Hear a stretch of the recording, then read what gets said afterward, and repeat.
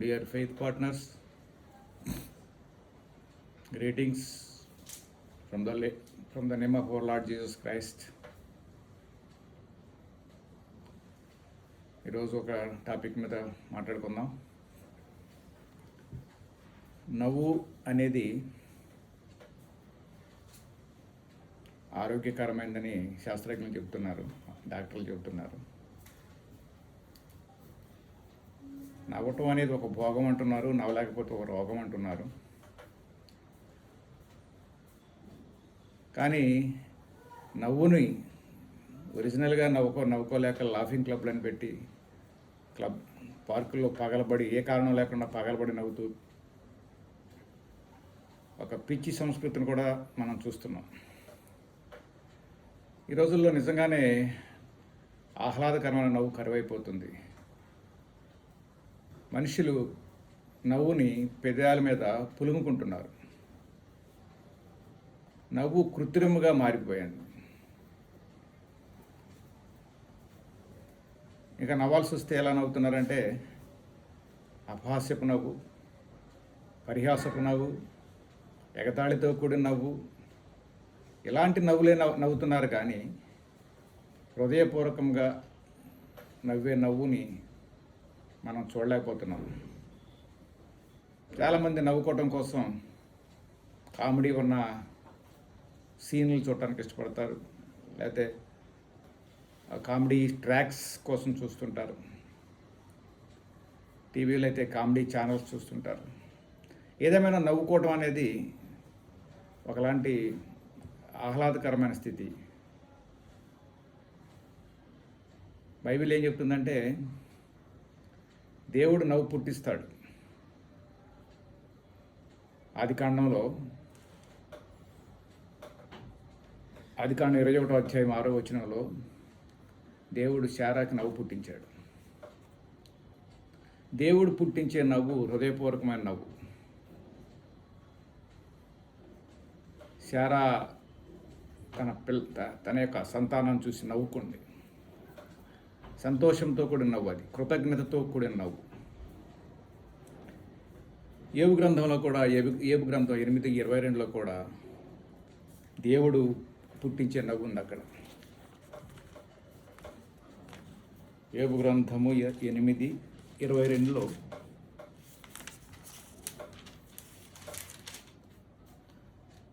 అయితే ఇంకను ఆయన నీకు నోటి నిండా నవ్వు కలుగ చేయను. ఆయన నవ్వు కలుగజేస్తాడు. నోటి నిండా నవ్వు అంటే కృత్రిమమైన నవ్వు కాదు, ఏదో లిప్స్ ఓపెన్ చేసే నవ్వు కాదు, కానీ నోటి నిండా నవ్వు పుట్టిస్తాడు. తర్వాత ప్రహర్షముతో నీ పెదవులు నింపుతాడు. పెదవులు నవ్వుతో నింపటం, ఏదో అలా ఫ్లాష్ అవటం కాదు. చాలామంది పళ్ళు ఫ్లాష్ అవుతూ ఉంటాయి. అది ప్రహర్షంతో కూడిన నవ్వు కాదు. నవ్వుల్లో చాలా రకాలు ఉన్నాయి. వికటట్టహాసంగా నవ్వుతారు, ఎగతాళిగా నవ్వుతారు, బాధతో నవ్వుతారు, కొంతమంది ఆడవలేక కూడా నవ్వుతుంటారు. అయితే ఏ నవ్వు అయినా సరే దేవుడిచ్చే నవ్వు. ఇక్కడ శారాకి ఇచ్చారు, తర్వాత ఏబు గారు కూడా దాని గురించి చెబుతున్నారు. విషాదం ఏంటంటే ఈ మధ్యకాలంలో క్రైస్తవులను చూసి, లేకపోతే క్రైస్తవ బోధకులను చూసి కొంతమంది మతోన్మాదులు నవ్వుతున్నారు, అపహసిస్తున్నారు, పరిహాసంతో కూడా నవ్వుతున్నారు. వాళ్ళకి ఒకలాంటి ఈ క్రైస్తవత్వం మీద ఒకలాంటి ఎగతాళి, అవగాహన లేమితో కూడిన నవ్వు, సజీవుడైన దేవుని యొక్క ఔన్నత్యం తెలియక నవ్వు, తమ సృష్టికర్త ఎవరో తమకు తెలియక నవ్వుతున్నారు. ఎక్కడ యూట్యూబ్స్లో వాటిల్లో ఎక్కడ చూసినా ఈ నవ్వులు ఎక్కువైపోయాయి. క్రైస్తవులను చూసి నవ్వు ఎక్కువైపోయాయి. కానీ బైబిల్లో దేవుడు 3 సార్లు నవ్వాడు. 3 సార్లు ఎందుకు నవ్వాడో తెలిస్తే ఈ నవ్వేవాళ్ళందరూ నోరు మూసుకుంటారు. మొదటిసారిగా ఎక్కడ నవ్వారంటే కీర్తన గ్రంథం 2వ అధ్యాయంలో, కీర్తన గ్రంథం 2వ అధ్యాయం 3వ వచనం చూద్దాం. భూరాజులు యెహోవాకు ఆయన అభిషిక్తుడికి విరోధముగా నిలవబడుచున్నారు. ఏలికలు ఏకీవించి ఆలోచన చేయుచున్నారు. ఇది జరుగుతుంది ఈ రోజుల్లో ప్రభుత్వాలు సైతం దేవునికి విరోధంగా నిలబడుతున్నాయి. పాలించేవారు సైతం వాళ్ళందరూ కూర్చుని ఆలోచన చేస్తున్నారు.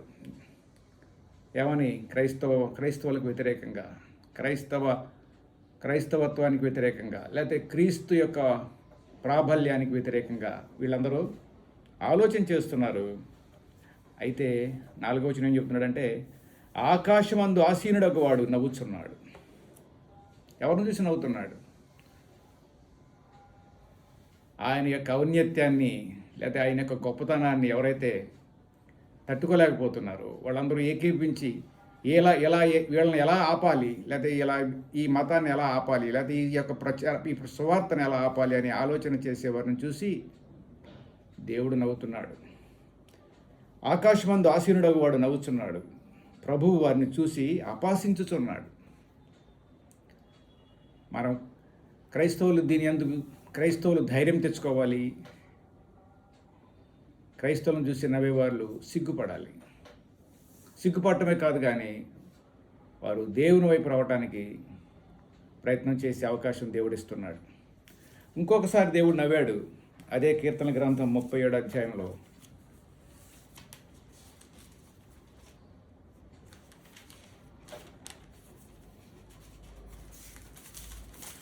12వ వచనం దగ్గర నుంచి చూస్తే, భక్తిహీనులు నీతిమంతుల మీద దురాలోచన చేయుదురు, వారిని చూచి పండ్లు కొరుకుదురు.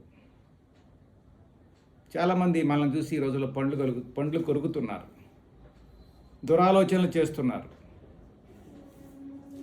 అయితే ప్రభు ఏం చెప్తున్నారంటే, వారి కాలం వచ్చుచుండట ఆ ప్రభువు చూచున్నాడు, వారిని చూచి ఆయన నవ్వుతున్నాడు. ఎవరైతే వ్యతిరేకంగా దురాలోచన చేయాలనుకుంటున్నారో, భక్తిహీనులు నీతిమంతుల మీద దురాలోచన చేయాలనుకుంటున్నారో వారిని చూసి ప్రభు నవ్వుతున్నారు. కాబట్టి క్రైస్తవుడు అనేవాడు భయపడాల్సిన అవసరం లేదు. క్రైస్తవుడు అనేవాడు పారిపోవాల్సిన అవసరం కూడా లేదు. ప్రభువు చూస్తున్నారు. వీళ్ళ యాక్టివిటీస్ అన్నింటినీ ప్రభువు చూస్తున్నారు. ప్రభువు చూసి నవ్వుతున్నారు.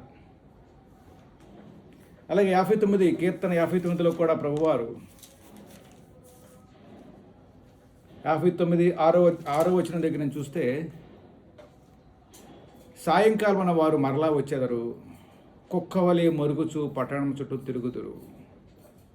ఈ మధ్యకాలంలో వీధుల్లో సువార్త ప్రకటిస్తున్నప్పుడు, ట్రాక్స్ పంచుతున్నప్పుడు చాలామంది క్రైస్తవులకు వ్యతిరేకంగా గొడవ పడుతున్నారు. కుక్కల వలె మురుగుతున్నారు, గొడవ పడుతున్నారు, ఆపమంటున్నారు. ఇక్కడ నీకేం పని అంటున్నారు, లేకపోతే ఇది మా దేశం అంటున్నారు.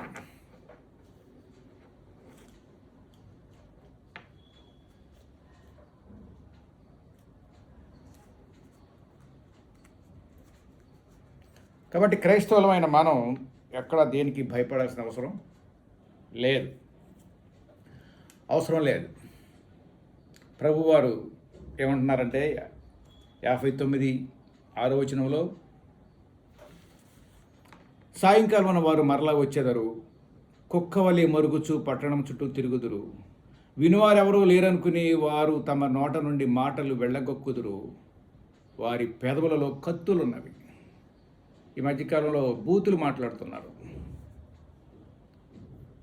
ఫ్రీడమ్ ఎక్కువైపోయింది, మనకి ఫ్రీడమ్ తక్కువైపోయింది, మన మీద మాట్లాడే వాళ్ళకి ఫ్రీడమ్ ఎక్కువైపోయింది. ఇష్టానుసరమైన బూతులు, మనం వినలేని మాటలు. వారి నోటలో ఏమున్నాయి? కత్తులు ఉన్నాయి. వారి పెదవులలో కత్తులు ఉన్నాయి. మన పెదవుల్లో దయారసం ఉన్నది, మన పెదవుల్లో జాలి ఉన్నది. జాలికల మాటలు మన పెదవుల్లో ఉన్నాయి, వారి పెదవుల్లో కత్తులు ఉన్నాయి. అయినా దేవుని యొక్క కృప ఏంటంటే, యెహోవా నీవు వారిని చూచి నవ్వుదువు, అన్ని జనులందరూ నీవు అపాసించుదువు. అది దేవుడు నవ్వుతున్నాడు.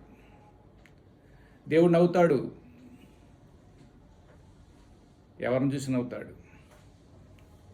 ఎవరైతే ఆయన్ని వ్యతిరేకిస్తున్నారో, ఎవరైతే ఆయన సువార్తకు ఆటంకం కలిగించాలనుకుంటున్నారో, ఎవరైతే క్రైస్తవుల యొక్క అభ్యున్నతిని చూసి వారలేకపోతున్నారో, ఎవరైతే క్రీస్తును తన సొంత రక్షకుడిగా అంగీకరించిన వారిని వ్యతిరేకిస్తున్నారో, సువార్తను ప్రకటించకుండా ఎవరైతే ఆటంకపరుస్తున్నారో వారిని చూసి ప్రభు నవ్వుతున్నారు. మనం నవ్వుకోవలసింది, మన నవ్వు ఎలాగ ప్రభువుని వారిని చూసి నవ్వినప్పుడు ప్రభు వారు ఎక్కడ ఉన్నారంటే వారి పళ్ళు పట్ట కొరికే స్థలంలోకి వాళ్ళు వెళ్ళబోతున్నారు. అక్కడ నవ్వు ఉండదు, కానీ పళ్ళు కొరుకటం ఉంటుంది. ఇక్కడ నవ్వే వాళ్ళందరూ అక్కడ పళ్ళు కొరుకుతారు. ఇక్కడ ఏడ్చేవారంగా ఉన్న మనము, ఇక్కడ రోధించేవారిగా ఉన్న మనము తండ్రితో సంతోషించేవారిగా ఉంటాం. తండ్రితో పాటు ఉల్లసించేవారిగా ఉంటాం. పరలోకంలో సంతోషించేవారిగా ఉంటాం. హృదయం నిండా నవ్వు కలిగిన వారిగా ఉంటాం. మనకి కృత్రిమమైన నవ్వులతో పని లేదు, కానీ దేవుడిచ్చే హృదయపూర్వకమైన నవ్వు, దేవుడిచ్చే సంతోషము, సమాధానము, దీర్ఘశాంతం, ఇలాంటి వాటితో కూడిన నవ్వు దేవుడు మనకిస్తాడు. ప్రభువుని వ్యతిరేకించే వారికి కూడా ఇస్తారు. వారు ప్రభునందు విశ్వాసం ఉంచి, ప్రభువా నువ్వే నా దేవుడవు, నువ్వే నిజమైన రక్షకుడు అని ఎవరైతే విశ్వసిస్తారో వారిని కూడా పూర్ణ శాంతి కలవారిగా చేసి, వారిని కూడా వారి హృదయాల్లో పూర్ణ శాంతినిచ్చి నవ్వు పుట్టించేవారిగా, నవ్వు కలిగిస్తాడు దేవుడు. నవ్వు కలిగటం అంటే బాధను తీసివేసుకోవటం, బాధను పోగొట్టడం. బాధలు ఉన్నవాడు నవ్వలేడు, కానీ ఎవరైతే హాయిగా నవ్వుతారో వాళ్ళు ఎలాంటి బాధలు లేకుండా ఉంటారు. అలాంటి నవ్వు కావాలంటే దేవుడి దగ్గరికి వస్తే ఆయన మన బాధలన్నీ తీసేసి పూర్ణ శాంతి గలవారిగా చేసి మన నోటి నిండా నవ్వు పుట్టిస్తాడు. అట్టి కృప దేవుడు మనకి ఇవ్వడానికి సిద్ధంగా ఉన్నాడు. క్రైస్తవ వ్యతిరేకులారా, మీకు కూడా దేవుడు నవ్వు పుట్టిస్తాడు. ఆయన హృదయపూర్వకమైన నవ్వు మీకు ఇస్తాడు. మీరు కూడా విశ్వసించండి, దేవుని నమ్మండి. అట్టి కృప మనందరికీ దేవుడు అనుగ్రహించును గాక.